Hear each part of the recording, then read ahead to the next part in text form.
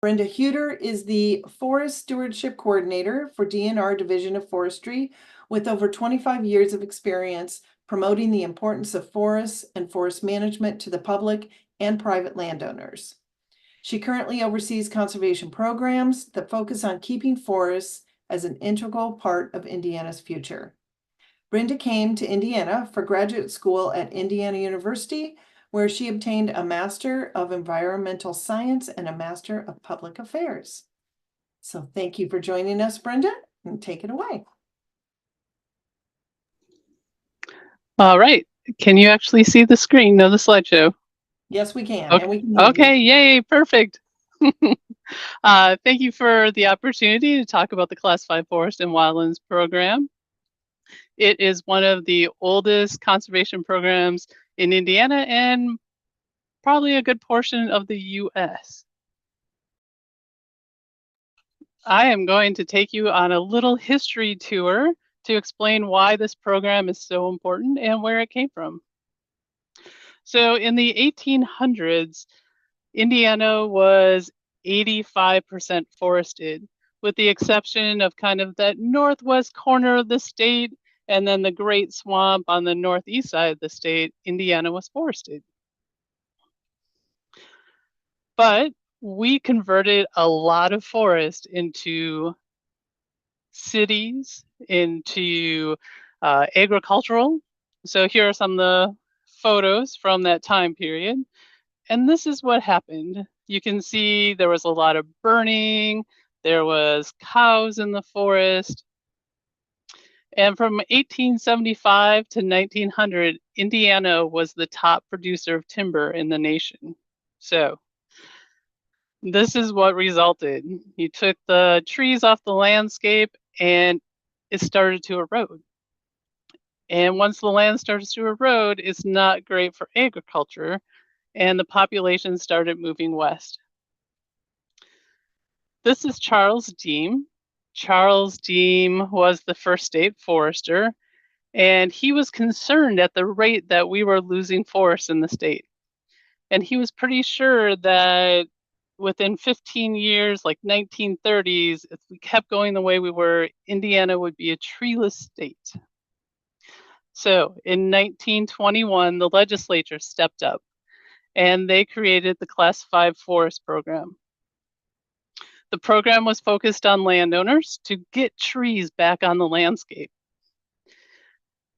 There was a tax incentive, and the assessment on land dropped to $1 per acre. So the way taxes work, your land is assessed, and then you take your tax rate, time the assessment to get your tax bill.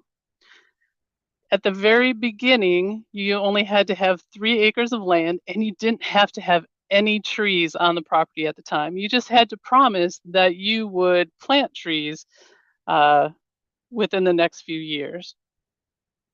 One of the fun things about the initial law is that you had to file an annual report every year, tell the state what you were doing with that property.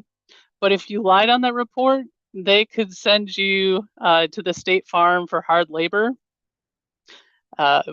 The photo on this slide is actually a picture from Marion County. It's a chunk of land that was classified in 1938.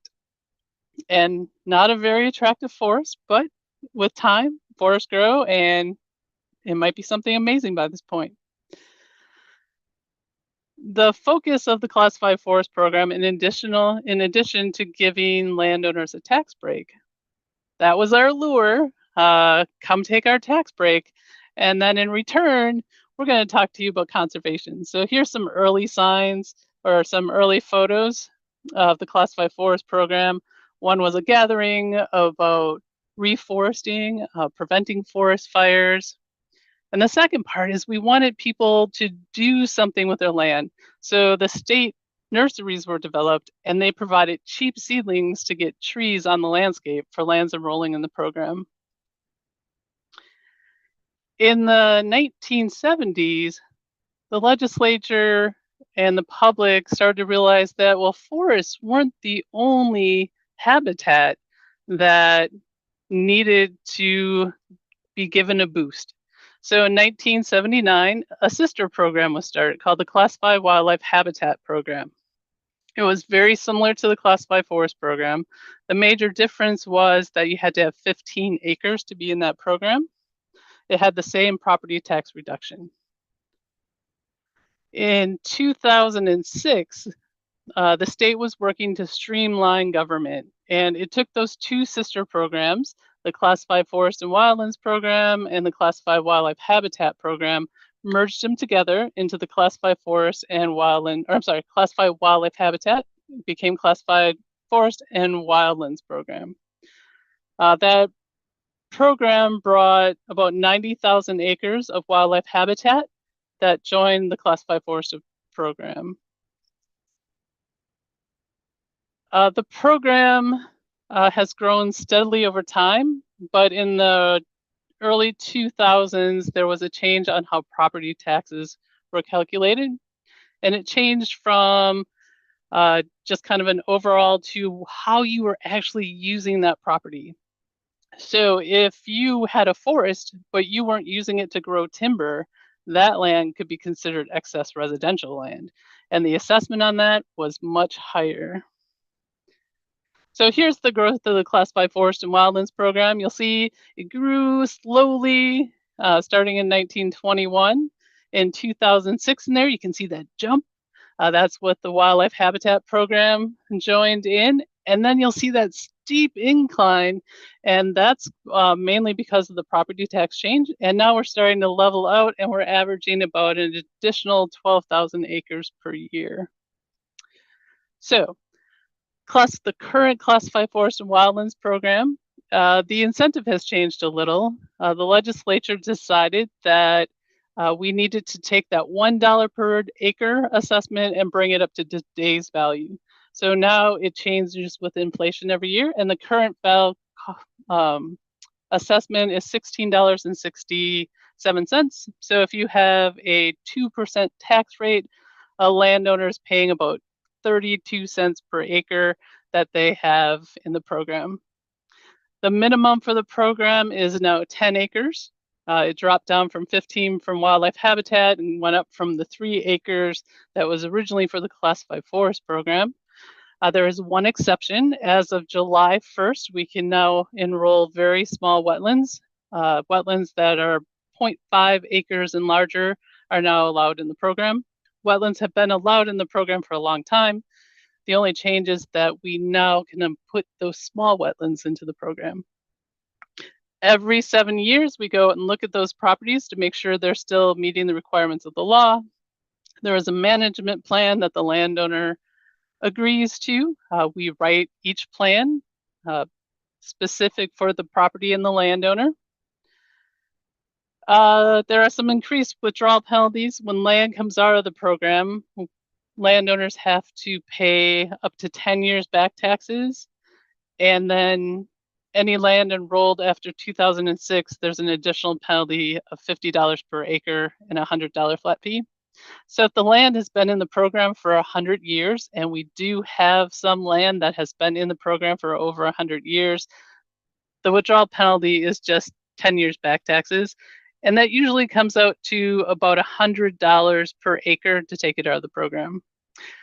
There is no longer jail time or hard labor at the state farm for missing an annual report, but the annual report is still required. Here's the current enrollment in the program. We have about 878,000 acres in the program with about 13,000 different landowners that we work with. Most of the land in the program is forest, but there is a variety of wetland, shrubland, grassland. It makes it really nice with the joint program. So if a landowner has a mix of habitats on their property, they can all go in as one tract, where before when we had 2 programs, the wildlife habitat would go in a program and the forest would go in a program, and it's much easier to explain to a landowner that all your land can now go in. Landowners are getting things done out there. On average, 1/3 of the landowners report doing something on their property every year. And there's the top 5 things that they report doing. program administration, the program is run through the Division of Forestry, and all those crazy people on the screen, those are district foresters. They're the ones that work with landowners, go out in the field with them, meet with them one-on-one, write management plans for them, and walk them through the paperwork to get into the program.